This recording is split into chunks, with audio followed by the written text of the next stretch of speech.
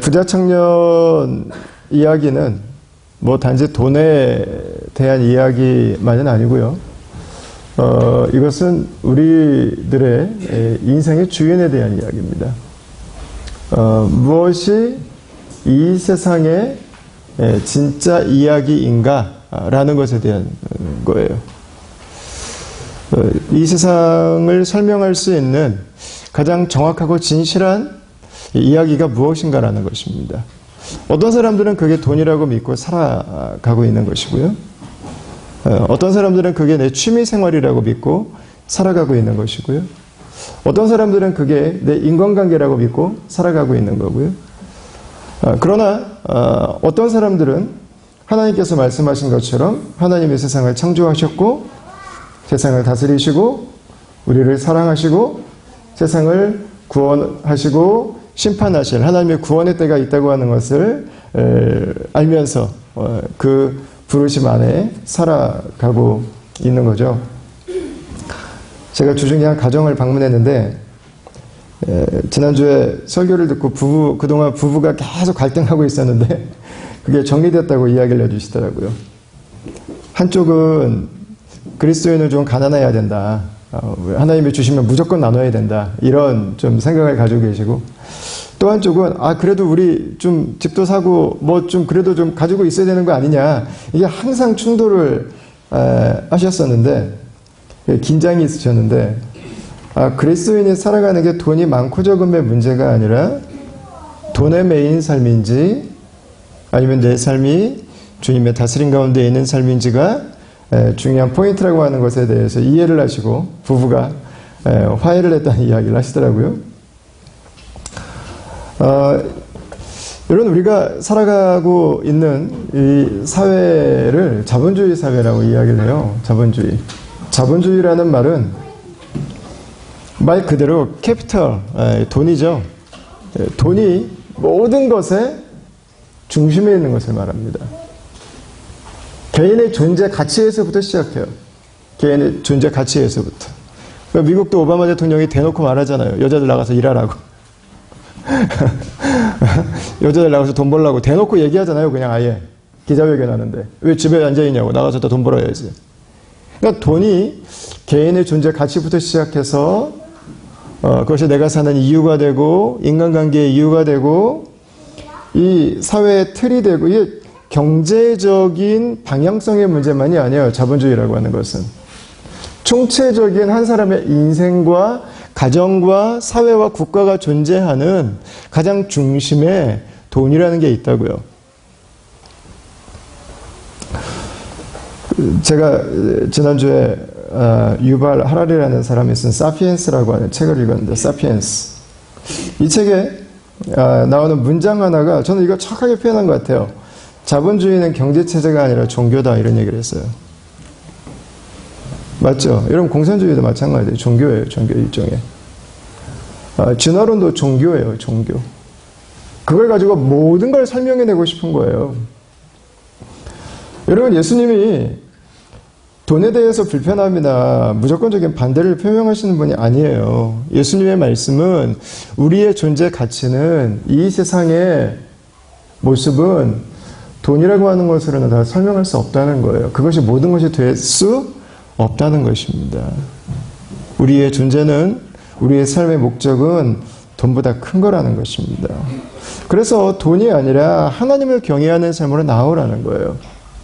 비인격적인 물질에 붙잡혀 있던 인생에서 인격이 있는 하나님께로 나오라는 것입니다. 인간이 만든 것에 지배당하지 말고 인간을 만드신 분의 다스림 가운데로 나오라고 하는 것이죠. 잠시의 만족이 아니라 영원한 만족으로 나오라고 하는 것입니다. 갑자기 불을 거머쥔 사람들에게 설문을 했습니다. 뭐 복권에 당첨되거나 아니면 사업이 대박이 나서 이게 하루아침에 그 백만장자, 억만장자가 된 사람들한테 설문을 했어요. 그랬더니 평균적으로 사람들이 거머쥔 부에 대한 만족, 기쁨이 유지되는 그 시간이 어느 정도인가 1년 6개월이 나왔습니다. 1년 6개월. 1년 6개월 동안은 이 황홀함 속에 돈에 묻혀 살아가는데 그 뒤에는 피곤함이라는 거예요. 그 뒤에는 똑같아요. 여러분 가진 것 때문에 행복해지나요? 1년 6개월이래요. 1년 6개월. 돈에 목숨 걸고 살아서 이 득득 깔고 살아서 어쨌든 벌면 1년 6개월은 행복한데 여러분 인생을 행복하게 하는 게 뭐예요? 인생을 행복하게 하는 건 소유가 아니라 관계죠. 관계. 관계가 행복한 사람이 행복해요. 관계가 건강한 사람이 건강하다고요. 예수님은 우리의 인생을 살아가면서 우리가 건강해야 하는, 우리가 관리해야 되는, 우리에게 가장 중요한 그 관계를 두 가지로 정리해 주셨습니다. 하나는 하나님을 사랑하는 것. 또 하나는 사람들과 사랑하는 관계를 맺고 살아가는 것. 그 두 가지라고요. 예수님의 말씀은 돈은 나쁜 거야가 아니고요. 돈이 너희를 만족시키지 못한다는 거예요. 돈이 당신들의 주인이 되어서는 안 된다는 거예요. 그것이 당신들에게 영원한 기쁨을 줄 수 없다는 거예요. 우리의 영원한 만족은 우리를 지으신 하나님께로부터 온다고 하는 것입니다. 그래서 하나님 그분을 경외하는 삶으로 나오라고 말씀하고 있는 것이죠. 하나님과의 관계가 온전해질 때 사람과의 관계가 건강해질 수 있고요. 그때 내 삶의 모든 게 다 자리를 잡아가기 시작하죠. 우리가 같이 나누고 있는 물질에 대한 부분도 마찬가지고요. 우리 시간도 그렇고요. 우리 삶의 우선순위가 정리가 될 수 있죠. 내 감정도 정리가 되죠. 그죠? 네. 제가 지난주에 다녀가셨던 우리 윤재영, 김삼 선생님하고 주중에 차를 한잔 마셨는데 김삼 선교사님이 아주 재밌는 얘기를 하나 해주셨어요. 지금 큰아들이 교제를 하고 있어요. 큰아들이 교제를 하고 있어서 교제하고 있는 자매랑 같이 이렇게 그 윤 선교사님 부부가 같이 이렇게 만남을 가지셨는데 김삼 선교사님 제가 개인적으로 그 몇 번 만나서 교제할 때 아주 이 뭐라고 그럴까요? 차별이 없는 분이세요. 그러니까 모든 사람들에 대해서 주님의 마음으로 아주 따뜻하게 편안하게 대하시는 분이에요. 근데 김삼성 교수님께서 뭐라고 말씀하시냐면 큰아들이 교제에서 이제 결혼을 처음으로 진지하게 생각하는 자매랑 같이 밥을 먹는데 자꾸 하나님 나라의 영이 임하는 게 아니라 자꾸 신하라의 영이 임하더래요. 신하라의 영. 그래서 아니 아직 내 아들 며느리가 된 것도 아니잖아요. 아직 그냥 교제하고 있는 거지. 그냥 사귀고 있는 거지. 헤어지면은 나만이에요. 근데 이 아들의 여자친구를 보는데 자꾸 시어머니의 눈으로 자꾸 보기 시작한다는 거예요. 벌써 그걸 알고 자기가 너무 놀랬대요. 자기는 정말 그렇게 만나면 그냥 따뜻하게 안아주고 같이 대화하고 편하게 같이 밥 먹고 올 거라고 자기는 생각을 했는데 그게 아니고 자꾸 이 예비 며느리감이 내 아들에게 어떻게 하나를 자꾸 관찰을 하고 앉아있더래요. 자기가. 그래서 그날 밤에 자기가 너무 놀랬대요. 자기한테. 그래서 자기가 회개를 했대요. 주님, 이 주님이 구원하신 딸이고 또 어느 집안인가 너무 곱게 귀하게 자란 딸인데 왜 이 딸을 내가 내 아들에게 맞춰가지고 자꾸 보고 있는가? 그래서 이 신하라의 영이 물러가고 다시 하나님의 영이 임하시도록 기도했다는 말씀을 하시더라고요. 여러분, 하나님과의 이 교제가 없다면 계속 신하라의 영으로 살았겠죠. 그 며느리감 볼 때 계속 그 눈으로만 보지 않았겠어요? 그러니까 하나님과의 관계가 잡히니까 자리가 다 잡혀가는 거예요. 그죠? 자, 그럼 이제 어떻게 우리가 하나님과 온전한 관계를 맺을 수 있을까? 18장 27절, 지난주에 저희가 지나간 말씀을 같이 한번 보도록 하겠습니다. 27절입니다. 시작.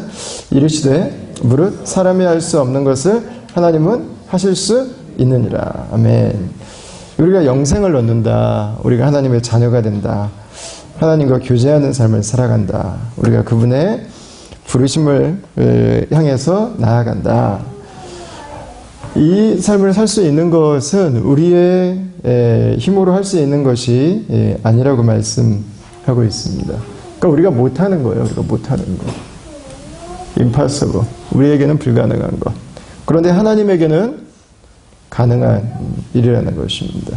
우리는 못하지만 하나님이 하실 수 있는 것. 바꿔서 말하면 우리는 못하기 때문에 하나님이 하셔야 하는 것. 그것이 바로 우리가 하나님의 자녀가 되는 것입니다. 여러분, 이 말씀은 우리가 본문의 맥락을 조금 더 여기서 다 나눌 수는 없지만 조금 더 묵상을 해보면 예수님의 자신에 대한 계시의 맥락도 담겨 있어요. 사람으로서는 할 수 없으되 하나님으로서는 하실 수 있다고 하는 것. 예수님이 그냥 우리와 같은 사람 중에 한 명이라면 하실 수 없는 거예요. 그러나 예수님의 일은 하나님의 일이시죠. 하나님의 구원을 지금 이루고 계신 거죠. 그래서 예수님의 일은 하나님의 일이 되는 것입니다.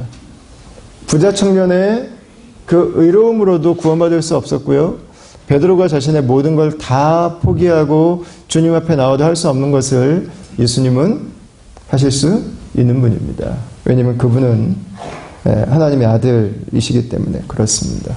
그러니까 예수님이 누구신가? 뛰어난 교사신가? 탁월한 종교 철학가신가? 이 불쌍한 사람들을 긍휼히 여긴 자비 실천가인가? 아니면 많은 병자들을 고친 다른 사람과 범접할 수 없는 의사인가? 아니면 많은 사람들에게 칭송을 들을 수 있는 휴머니스트인가? 여러분, 우리가 뭐 예수님에 대해서 여러 가지 이야기를 할 수 있지만 여러분, 그것은 예수님을 잘못 알고 있는 것입니다. 아니면 예수님을 너무 부분적으로만 알고 있는 것이죠. 예수님은 하나님이십니다. 세상을 창조하시고 세상을 다스리시고 우리의 구원을 완성하실 그 삼위일체 하나님께서 우리 가운데 찾아오신 분이신 것이죠. 예수님의 존재는 다른 사람들과 근원적으로 달라요. 모든 종교의 창시자들은 다 신에게 부름을 받습니다. 신의 콜링에 의해서 아니면 신의 메시지를 듣고 어떤 종교를 시작하게 돼요. 근데 예수님은 인간을 부르시고 인간에게 소명을 주시는 바로 그 하나님께서 이 땅에 오신 분이라고 하는 것입니다. 그러니까 다른 종교는요, 구원의 길을 알려줘요. 근데 예수님은 구원의 길을 알려주는 게 아니라 그분이 구원의 길이에요. 예수님은 진리가 먼저를 알려주시는 게 아니라 그분이 진리인 거예요. 뭐 금식을 하고 뭐 선행을 하고 뭐 이 일을 하고 여기를 일생에 몇 번 방문하고 진리 안에 있는 삶을 어떻게 살아가는 것을 알려주는 게 아니라 예수님 그분이 진리신 거죠. 예수님 그분이 하나님 나라의 본체시고요. 예수님 그분이 하나님 나라의 왕이시죠. 그래서 그분께서 우리에게 주시면 하나님 나라가 나의 것이 되는 것이죠. 여러분, 이것들을 위해서 예수님께서 이 땅에 오신 것입니다. 하나님은 이것을 인간들에게 맡기실 수가 없었어요. 인간으로서는 할 수 없기 때문에. 그래서 하나님 스스로 그 일을 감당하기로 결정하신 것입니다. 역사 속에 건설된 그 어떤 국가든 종교적 제도든 그것이 어떤 사상이든 이론이든 여러분, 죄인인 인간이 만들어낸 국가는 시스템들은 완전하지 않아요. 그래서 하나님은 또다시 인간들에게 그 일들을 맡기시지 않아요. 하나님께서 직접 친히 그 일을 감당하는 것입니다. 그분이 예수님입니다. 그래서 예수님은 다른 많은 위대한 사람들과 똑같이 놓고 비교할 수가 없어요. 예수님은 단 한 분이에요. 비교 자체가 되지 않아요. 유일하신 분이세요. 누군가 대신할 수 없어요. 이분이셔야만 해요. 그분이 예수님이시죠. 그래서 사도행전에서 사도들은 그분과 함께 3년의 시간을 보내고 그분의 십자가와 부활을 옆에서 목도했던 사도들은 이렇게 선포합니다. 우리 같이 한번 읽어볼까요? 자, 시작. 다른 이로서는 구원을 받을 수 없나니 천하 사람 중에 구원을 받을 만한 다른 이름을 우리에게 주신 일이 없음이라 하였더라. 아멘.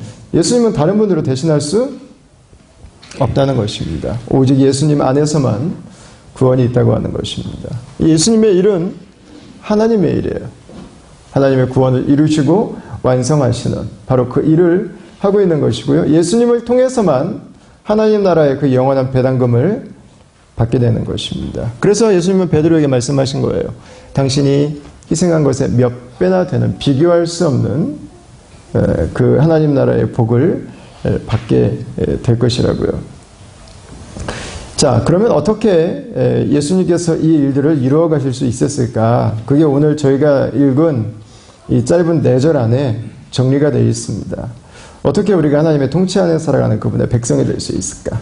자, 32, 33절을 우리 같이 한번 읽어보겠습니다. 시작.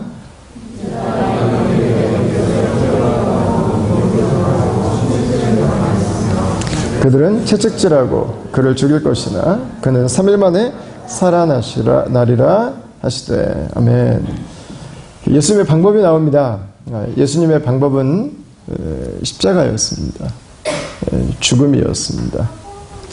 하나님 나라의 생명은 그분의 십자가의 죽음 때문에 가능한 것이었습니다.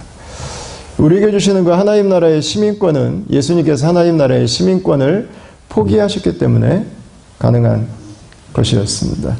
우리에게 주신 하나님 나라의 축복은 예수님께서 당하신 그 고난의 골짜기의 시련 때문에 가능한 것이었습니다. 여러분, 제자들의 입장에서는 사실 이게 좀 마음에 내키지가 않습니다. 왜냐하면 별로 듣고 싶지 않은 이야기입니다. 이러려고 예수님을 따른 게 아니었거든요. 우리도 암암리에 그런 생각이 있죠. 내가 예수님 믿는데, 내가 정말 기쁨으로 헌신하고 싶은데, 그래도 마음속 깊은 곳에 있는 한 가지 부인할 수 없고 포기할 수 없고 버릴 수 없는 한 가지 전제는, 그래도 하나님이 나는 좀 잘 되게 해주셨으면 좋겠다, 뭐 이런 거잖아요. 그래도 좀 내 사업은 좀 잘 됐으면 좋겠다, 뭐 이런 거잖아요. 그래도 내 애는 좀 잘 됐으면 좋겠다. 뉴스에서 어떤 그 교회 그리스도인들의 고통의 이야기들이 있고 어떤 아픔의 소식들이 들려와도 우리 내면에 있는 그 깊은 기대 중에 하나입니다. 여러분, 제자들도 똑같았어요. 잘 되고 싶었어요. 예수님이 지금 예루살렘을 향해서 가고 있는데 예수님의 기대는 뭐예요? 제자들의 기대는 뭐예요? 예루살렘을 장악하는 거예요. 장악하는 거. 거기에는 종교 지도자들, 왕 다 폐위 처분하고 다 싹쓸이 해버리고 예수님이 권력을 장악해서 베드로를 우의정, 야고보를 좌의정 삼아서 요한을 영의정 삼아서 이 지금 이스라엘을 새롭게 좀 정돈하고 이스라엘을 정복하고 있는 로마의 그 거룩하지 못한 백성들의 말발굽으로부터 하나님의 나라를 다시 회복하는 지금 그 기대가 있다고요. 지금 제자들의 마음에는 그 꿈이 있어요. 그 꿈. 나는 잘 돼야 되는 거예요. 지금 우리 교회는 잘 돼야 된다고요. 내가 이렇게 고생해서 이것저것 지금 다 버리고 따랐는데 안 되면 안 된다고요. 그러니까 지금 이 얘기가 이게 지금 잘못 들은 게 아닌가라는 생각이 들 수 있는 것이죠. 여러분, 그러나 예수님의 말씀은 명확합니다. 분명합니다. 고난과 죽으심이에요. 왜 예수님이 고난받고 죽으셔야 우리에게 하나님 나라를 주실 수 있는가? 왜 영생을 주실 수 있는가? 자, 31절을 같이 한번 읽어보겠습니다. 31절 시작. 예수께서 12제자를 데리시고 이르시되 보라, 우리가 예루살렘으로 올라가노니 선지자들을 통하여 기록된 모든 것이 인자에게 응하리라. 아멘. 여러분, 예수님께서 말씀하신 것은 선지자들이 예언한 것이었습니다. 예수님이 지금 가시는 그 길은 욱해서 가시는 게 아니고요. 예수님이 살다 보니까 갑자기 이래야 될 것 같아서 가신 길이 아니고요. 선지자들이 이미 예언해 놓은 길이었습니다. 십자가의 죽음, 살이 찢기고 뼈가 깨지고 피를 쏟는, 여러분, 이 예수님의 예언의 말씀은 특별히 이사야 42장부터 53장 사이에 나오는 그 이사야서에 고난당하는 종의 예언에 나오는 말씀이라고 할 수 있습니다. 아마 저는 예수님께서 그분의 십자가를 그분의 제자들에게, 또 제자들에게, 그러니까 저희들에게도 마찬가지죠. 저희들에게까지 예수님이 십자가가 무엇인가를 가장 잘 전달하기 위해서 남겨주신 게 저는 성만찬이라고 생각해요. 저희가 지난주에 행했던. 그럼 저희가 행한 것은 사실 조금 아쉬움이 있습니다. 왜냐하면 예수님이 제자들에게 행하셨던 성만찬은 직접 레바니스 빵 같은 그 빵을 찢어가면서 행하셨거든요. 그 의미가 있어요. 포도주를 직접 이 자에서 그릇에서 따라주셨거든요. 따라주시면서 이 말씀을 하셨어요. 그래서 제자들에게 이미지와 그림으로 선명하게 기억될 수 있도록 하신 게 성만찬이었거든요. 마태복음에 보면 성만찬에 대해서 이렇게 기록하고 있습니다. 그들이 먹을 때, 6월절입니다. 6월절. 예수님이 십자가에 못 박히시기 바로 직전에 6월절에 성만찬을 행하셨는데, 그들이 먹을 때 예수께서 떡을 가지사 축복하시고 떼어 제자들에게 주시며 이르시되 받아서 먹으라. 이것은 내 몸이니라 하시고, 또는 잔을 가지사 감사기도 하시고 그들에게 주시며 이르시되 너희가 다 이것을 마시라. 이것은 죄사함을 얻게 하려고 많은 사람을 위하여 흘리는 바 나의 피 곧 언약의 피니라. 이렇게 말씀하셨습니다. 여러분, 성만찬을 행하실 때 그 시즌은 6월절이었습니다. 6월절은 여러분들이 잘 아시는 것처럼 구약에서 이스라엘 백성들이 이집트의 노예로 있을 때 거기에서부터 어린 양의 피를 문 앞에 발라서 그들이 구원받은 것을 기념하는 절기였고요. 또 하나의 의미가 있는데, 하나님께서 하나님의 백성들을 또 다시 그렇게 구원해 주실 것에 대한 기대와 기다림이 있는 절기가 바로 6월절이었습니다. 여러분, 예수님은 십자가와 성만찬을 6월절에 행하셨어요. 예수님을 우리가 뭐라고 부르죠? 6월절에 어린 양이라고 불러요. 요한이 예수님을 하나님의 어린 양이라고 표현을 했습니다. 예수님은 6월절의 어린 양으로 지금 이 성만찬을 행하고 계신 것입니다. 6월절의 어린 양으로 자신의 살이 찢길 것에 대해서 빵을 가지고 보여주신 거예요.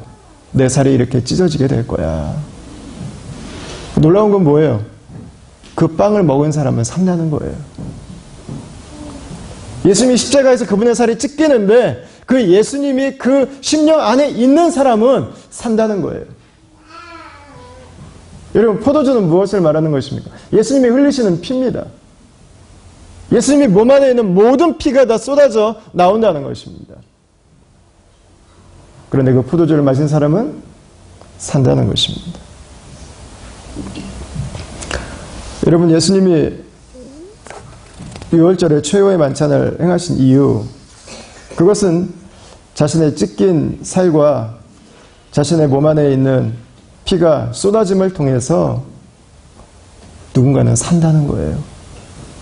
자신을 먹고 자신이 그 안에 있음으로 말미암았어. 그래서 예수님은 그 죽음을 포도주와 빵으로 표현을 하신 것입니다. 자신이 당하게 될 일을 미리 보여주신 것입니다. 그리고 우리로 하여금 그것들을 계속해서 기념하게 하신 것입니다. 여러분, 그런데 어떻게 이 일이 구약에 미리 약속한 말씀이 될 수 있을까요? 우리 피에 대해서만 한번 잠시 살펴볼 수 있도록 하면 좋겠습니다. 마태복음 26장 27, 8절을 다시 한번 보세요. 같이 한번 읽어보겠습니다. 7, 8절만. 자, 시작. 또 잔을 가지사 감사기도 하시고 그들에게 주시며 이르시되 너희가 다 이것을 마시라. 이것은 죄사함을 얻게 하려고 많은 사람을 위하여 흘리는 바 나의 피 곧 언약의 피니라. 아멘. 여기에는 몇 가지 구약의 말씀들이 언급이 되어 있습니다. 첫 번째, 이사야 53장입니다. 종의 노래에 나오는 그 표현이죠. 여호와께서 그에게 상함을 받게 하시기를 원하사 제1고를 당하게 하셨은즉 그의 영혼을 속건제물로 드리기에 이르며, 이렇게 기록하고 있습니다. 제물입니다. 제물. 제사에 드리는 제물. 근데 어떻게 돼요? 그에게 상함을 받게 하시기를. 한국어 번역은 너무 약하게 번역이 됐어요. 상함이 아니야. 여러분 영어 번역 보십시오.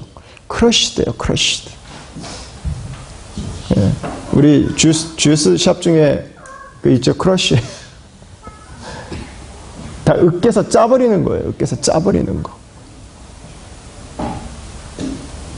여러분 하나님의 메시아가 하나님의 종이 으깨져서 짜버린다고요. 그래서 거기에서 피를 흘린다고요.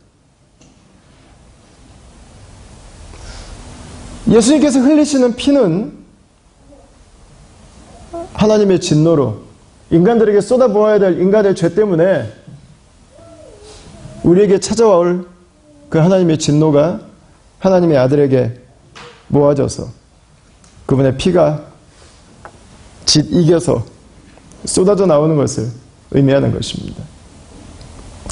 여러분 예수님께서는 이것을 나의 피 곧 언약의 피니라 이렇게 말씀하셨어요. 언약의 피라는 단어는 출애굽기 24장에 나옵니다. 모세가 그 피를 가지고 백성에게 뿌리며 이르되 이는 여호와께서 이 모든 말씀에 대하여 너희와 세우신 언약이니라 이렇게 말씀하셨습니다. 예수님은 자신의 피뿌림이 이스라엘 백성들이 서로 하나님께 번제와 화목제를 드려서 하나님의 백성된 언약을 맺은 사건과 같은 것이다 이렇게 말씀을 하고 있습니다.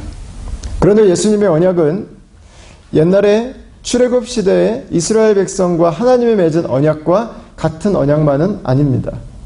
예레미야 31장 말씀을 한번 보시죠. 여호와의 말씀이니라 보라 날이 이르리니 내가 이스라엘 집과 유다 집에 어떤 언약을 맺으리라고 했습니까? 새 언약을 맺는다고 했습니다. 새 언약이라고 했습니다. 이 언약은 내가 그들의 조상들의 손을 잡고 애굽에서 인도하여 내던 날에 맺은 것과 같지 아니할 것은.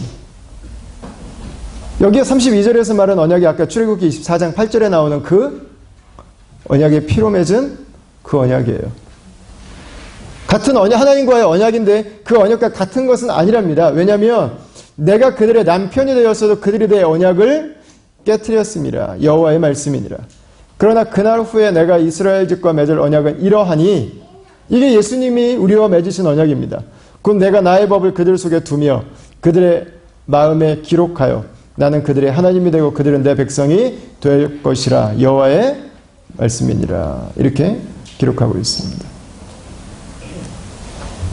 여러분 구약에서 하나님 백성을 세우시기 위해서 소의 피를 통해서 이스라엘 백성과 여호와 하나님께서 언약을 맺으셨습니다. 이제 예수님께서 예레미야의 언약을 성취하고 계신 것입니다. 예레미야의 말씀을 이루고 계시는 거예요. 무엇을 통해서? 자신의 피를 통해서. 자신의 죽음을 통해서. 하나님의 새로운 백성. 하나님의 새로운 구원받은 백성. 새로운 하나님 나라의 백성. 새로운 하나님의 자녀들을 창조하시겠다고 하는 그 약속을 지금 지키고 계시는 것이죠. 여러분 예수님의 십자가의 죽으심이라고 하는 것은 예수님이 우리를 이렇게 사랑하셨구나. 맞습니다. 그분의 사랑입니다. 예수님이 죄를 이렇게 미워하시는구나. 맞습니다. 그분의 공의입니다. 하나님의 사람이 되셨구나.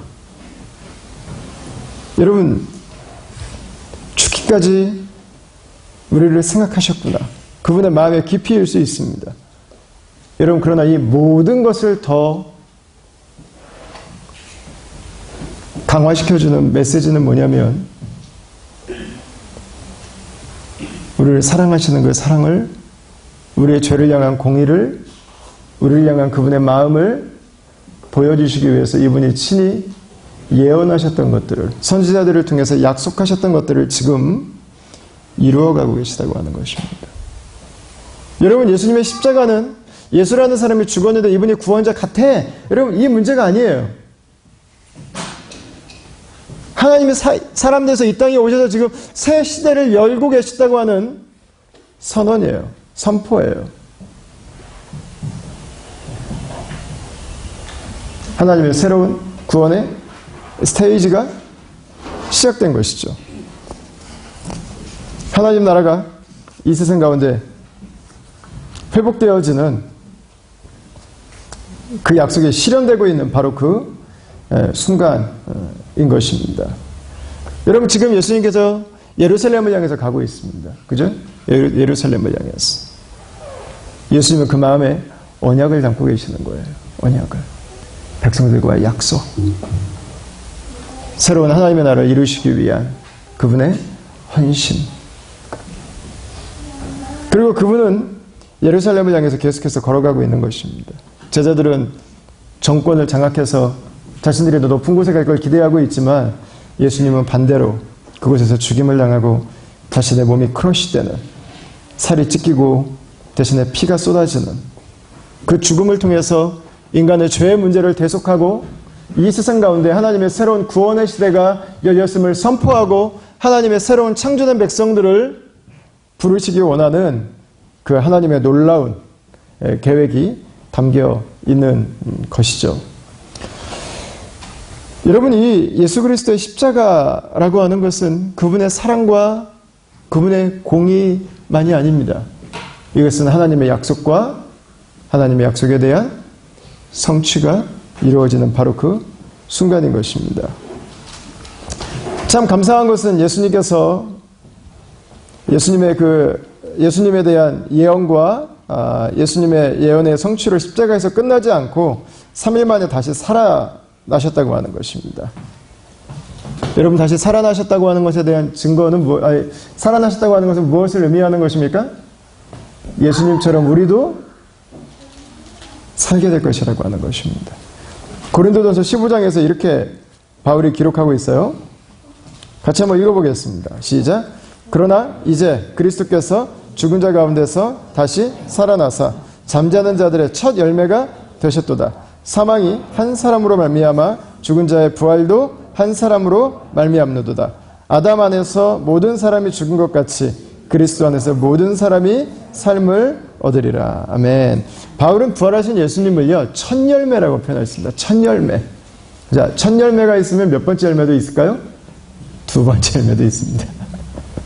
두 번째가 있으면 세 번째도 있겠죠. 세 번째가 있으면 121번째도 있습니다. 122번째도 있습니다. 여러분, 예수님은 우리의 생명의 근원이세요. 동시에 첫 번째 열매. 무슨 말입니까? 그분이 영원한 생명을 다시 사신 것처럼 저와 여러분도 예수님이 죽었다가 다시 사신 것처럼 바로 그렇게 된다는 거예요. 죽음을 이긴다고요. 죽음의 모든 것이 아니라고요. 죽음을 넘어서는 생이 있다고요. 죽음과 죄가 우리를 더 이상 가로막지 못한다고요. 예수님 안에서. 예수님의 부활은 그것에 대한 말의 설명이 필요 없게 만들어 버리셨어요. 구구절절히 설명할 이유가 없어요. 저렇게 된다고요. 누구처럼? 예수님처럼.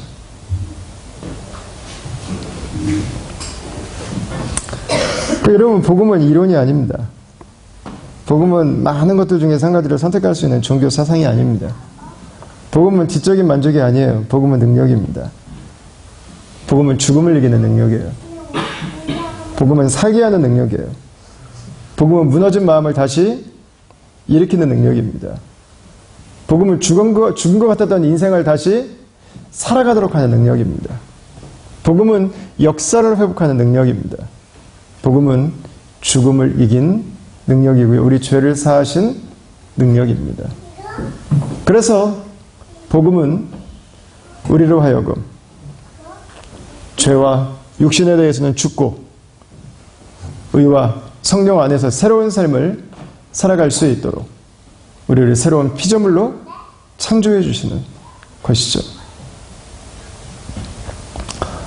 여러분, 이 구원의 복음을 깨달은 사람들은요, 내가 변화될 뿐만 아니라 가만히 앉아있지를 못해요. 이걸 깨달은 사람들은 어디론가 이게 튀어가게 돼 있어요. 가장 가까운데 내 옆에 있는 가족에게서부터 어떤 분들은 중동으로도 가시고 어떤 분들은 아프리카로도 가시고 튀어가게 돼 있어요. 이 하나님께서 우리에게 주신 새로운 구원의 은혜를 나만 알고 있을 수가 없어요. 나만 만끽하고 있을 수가 없어요. 나눌 수밖에 없어요. 증거할 수밖에 없어요. 여러분, 저와 여러분들에게도 그 일이 있게 되길 축원합니다. 예. 우리 가족 안에서 전할 뿐만 아니라 여러분 열방과 땅끝으로 복음을 들고 나아가는 그 역사가 있게 되길 축복합니다. 그게 주님의 교회들이죠. 자, 근데 34절에 보니까요, 제자들은 도무지 이 감을 못 잡고 있는 것 같습니다. 마지막 절을 같이 한번 읽어보겠습니다. 시작. 제자들이 이것을 하나도 깨닫지 못하였으니 그 말씀이 감추었으므로 그들이 그 이르신 바를 알지 못하였더라. 네. 예수님의 제자들은 예수님과 함께 있었지만 아직 예수님이 누구신지, 예수님의 사역이 무엇인지 알지 못합니다. 그들에게 진리가 가려져 있습니다. 자, 왜 가려져 있을까요? 요한복음에 이런 설명이 있습니다. 요한복음 12장입니다. 그들이 능히 믿지 못한 것은 이 때문이니 곧 이사야가 다시 일렀으되, 이사야 6장 말씀입니다. 그들의 눈을 멀게 하시고 그들의 마음을 완고하게 하셨으니 이는 그들로 하여금 눈으로 보고 마음으로 깨닫고 돌이켜 내게 고침을 받지 못하게 하려 함이라 하였음이더라. 이사야가 이렇게 말한 것은 주의 영광을 보고 주를 가리켜 말한 것이라. 이사야가 예수님을 미리 가리켜서 말한 것이라고 이야기를 하고 있는 거죠. 그러나 관리 중에도 그를 믿는 자가 많되 바리새인들 때문에 드러나게 말하지 못하니 이는 출교를 당할까 두려워함이라. 그들은 사람의 영광을 하나님의 영광보다 더 사랑하였더라. 이렇게 이야기하고 있습니다. 여러분, 믿음이 있지만 믿음을 드러내지 못합니다. 왜? 하나님의 영광보다 사람의 영광이 더 사랑스럽기 때문에 그렇게 이야기를 하고 있습니다. 여러분은 왜 믿지를 못합니까? 사람의 영광에 눈이 가려져 있습니다. 세상의 영광에 눈이 가려져 있는 것입니다. 부자 청년이 예수님을 왜 돌아섰습니까? 세상의 영광에 눈이 가려져 있었습니다.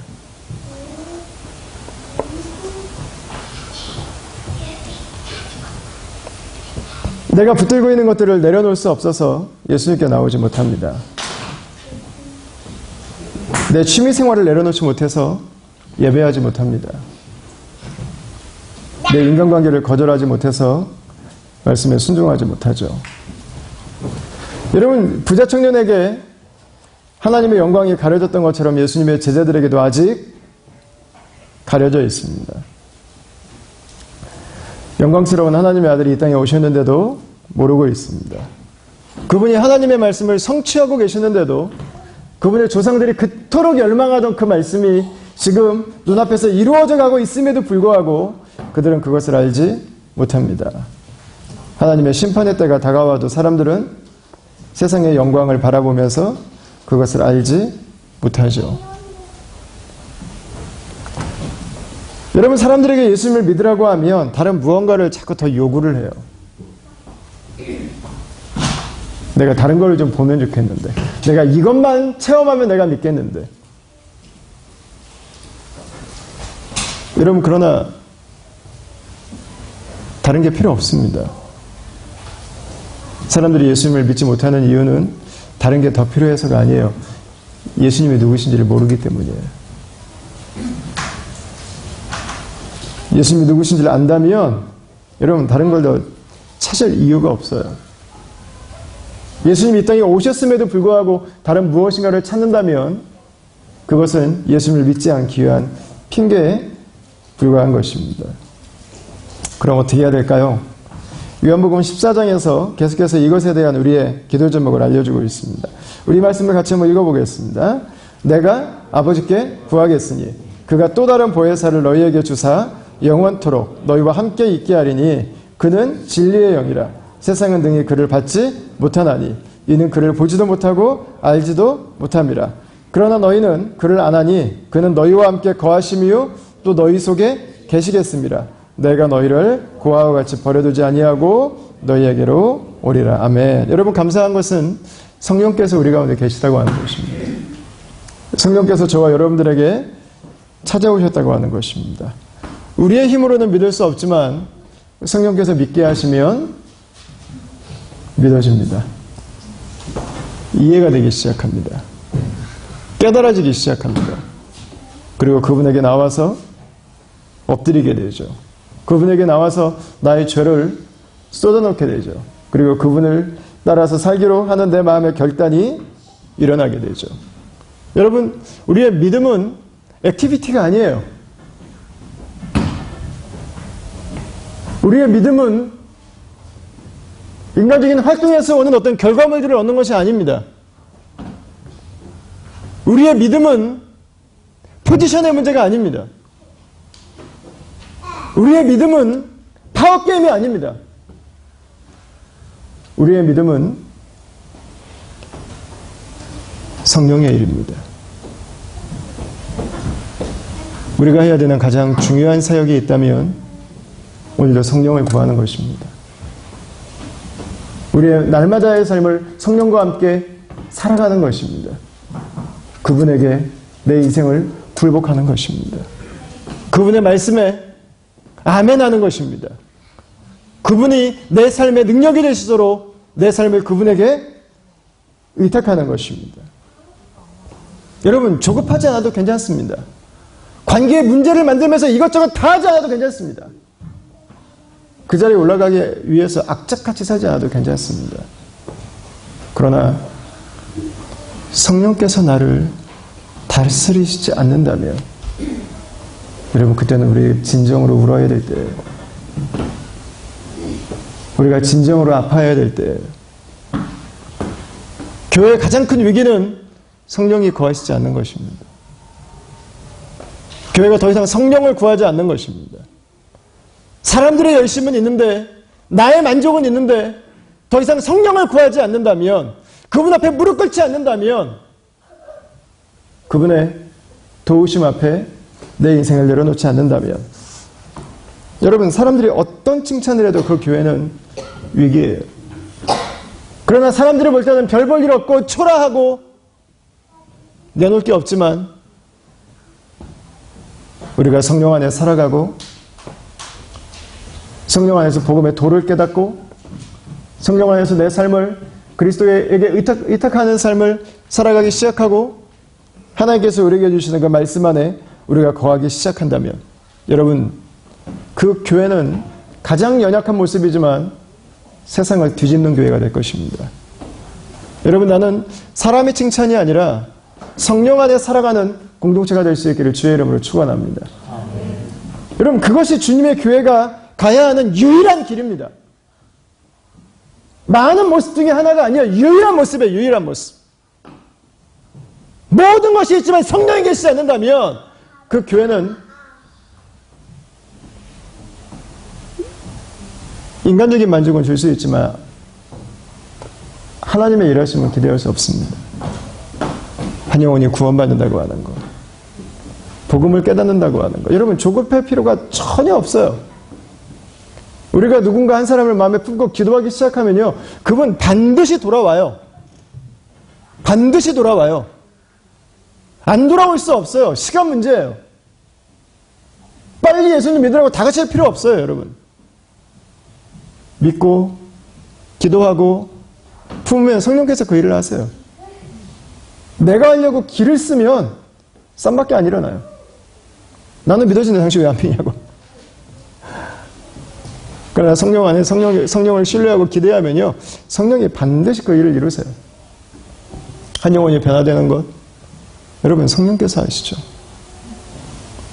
하나의 교회가 세워지는 것, 여러분, 성령이 하시죠. 내 생각을 포기하기 시작할 때, 내 계획을 내려놓기 시작할 때, 내가 원하는 것들을 그분에게 굴복시키기 시작할 때, 여러분, 그때 일어나는 거죠. 여러분, 그때 부자 청년도 예수님을 따를 수 있습니다. 그때 거지도 주님께로 나올 수 있습니다. 그때 삭개오도 예수님께로 나올 수 있게 되죠. 여러분, 성령이 일하시면요, 당신이 종교인이든 당신이 세큘러한 삶을 살아가든 관계없어요. 당신이 거지든 부자든 관계없어요. 당신이 유명한 사람이든 무명한 사람이든 관계없어요. 성령이 임하시면 예수님이 보이기 시작합니다. 예수님을 믿기 시작합니다. 그러나 성령께서 계시지 않는다면 거절하고 돌아설 수밖에 없는 것이죠. 여러분, 예수님은 성령을 통해서 우리 모든 사람이 하나님의 백성 되도록 하기 위해서 이 땅에 오셔서 지금 십자가를 향해서 가고 계신 것입니다. 이번 주에 우리 장성호 목사님이랑 같이 점심 먹고 차를 마시는데 한 로컬 형제가 지나가면서 전도지 한 장을 주면서 갔어요. 존 파이퍼 목사님이 쓴 예수님이 이 땅에 왜 오셨는가 라고 하는 걸 이렇게 전도지로 만들어서 주고 가셨는데, 거기 보니까 예수님이 이 땅에 왜 오셨는가 1번이 아주 인상적이었어요. discrimination, 차별을 없애기 위해서 오셨다, 이렇게 기록을 하셨어요. 근데 제가 지금 아버지 학교를 이제 오늘 마지막 하고 있는데, 아버지 학교 스텝으로 섬기는 한 형제분을 오랫동안 알고 지냈었습니다. 근데 이 형제를 그 스텝 모임 하신다고 그래서 오랜만에 저 에핑 공동체에 오셔서 잠깐 만나서 대화를 나누는데 간증을 하나를 해주셨어요. 몇 주 전인데, 이 형제가 타일러로 일을 하시는데요. 같이 타일 일을 하는 한 형제 중에 중동 사람들이, 중동 그룹이 이렇게 있더래요. 그래서 이제 인사하고 이렇게 따로따로 이렇게 일을 하는데, 한 형제, 그 중에서 한 형제랑 같이 이렇게 잠깐 이야기를 나누게 되는데, 그 형제가 자기한테 와서 물어보더래요. 혹시 크리스찬이냐고. 어떻게 알았냐고. 그렇다고 그랬더니 자기도 크리스찬이라고. 근데 그 얘기를 비밀로 혼자 와서 조용히 얘기를 하는 거예요. 그 형제가 그러냐고 그랬더니 다른 분들은 다 무슬림들인 거예요. 그러니까 저희가 크리스찬이라고 하는 것에 대해서 공동체 안에서의 그 위험, 안전 문제 때문에 드러내질 못하고 있는 거예요. 그래서 잠깐 차를 마시면서 예수님 안에서 살아가는 삶이 얼마나 자기 인생에 감사가 있고 감격이 있고 자기 가정을 바꾸고 변화가 있었는지에 대해서 그 짧은 시간인데 정말 남자들의 그 형제님의 표현이에요. 정말 남자들의 뜨거운 가슴을 나눴다고 이렇게 표현을 하셨어요. 그리고 나서 그 형제가 돌아가야 돼가지고 마지막에 같이 허그를 하는데, 자기가 이 일터에서 그 다른 민족 사람들에게 같이 이렇게 가깝게 할 일이 없는데, 민족으로서는 남이지만 예수님 안에서 그 형제와 허그를 하면서 자기 가슴이 너무 뜨겁고 감사했다고. 예수님 안에 있으니까 민족도 필요가 없더라고. 그 얘기를 하시더라고요. 여러분, 어쩌면 예수님께서 우리에게 주시길 원하셨던 삶이 저는 그게 아닐까 싶어요. 한국인이든 이란 사람이든 이라크 사람이든 이스라엘 사람이든 미국 사람이든 호주 로컬 사람이든 관계없이 모든 사람들이 하나님의 언약의 백성으로 하나님을 예배하는 삶으로 그분이 우리에게 주신 하나님 나라의 백성의 삶의 축복을 누리면서 살아갈 수 있도록, 여러분, 예수님은 오늘도 예루살렘을 향해서 걸어가고 계신 것이죠. 여러분, 한 주간도 우리를 위해서 이 땅에 오신 예수님에게 감사하는 시간이 되실 수 있기를 바랍니다. 그리고 그분과 함께 동행하는 삶의 시간들이 되실 수 있기를 바랍니다. 예수님과 함께 동행하는 삶, 내 안에 계신 예수 그리스도를 증거하고 나누는 삶, 여러분, 그 삶으로 채워질 수 있게 되기를 바라요. 세상의 영광에 우리의 눈이 가려지지 않고 하나님의 영광, 그 그리스도의 영광에 한 주간도 붙들려서 주님의 충만하심으로 오늘도 우리와 함께 하시는 그 성령으로 여러분 승리하며 살아가는 다음의 가족들이 다 되실 수 있기를 주의 이름으로 축원합니다.